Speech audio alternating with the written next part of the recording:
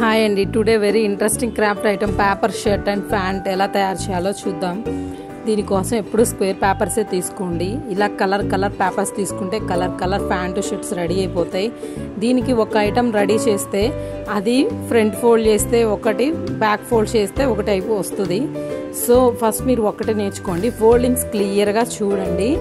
ఇవి మొత్తం అయిపోయిన తర్వాత ఎండింగ్లో నేను ఫైనల్గా ఎలా ప్రిపేర్ చేయాలనేది మళ్ళీ ఎక్స్ప్లెయిన్ చేస్తాను.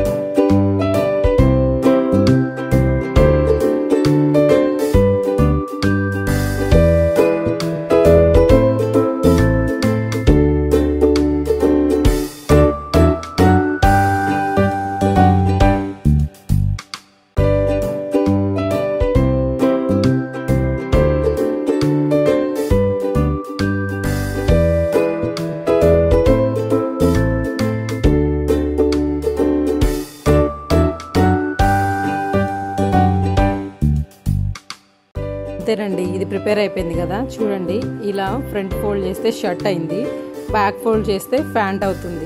ఇలాంటివి పిల్లలకి నేర్పించడం వల్ల వాళ్ళకు కూడా బ్రెయిన్ డెవలప్మెంట్ బాగా ఉంటుందండి.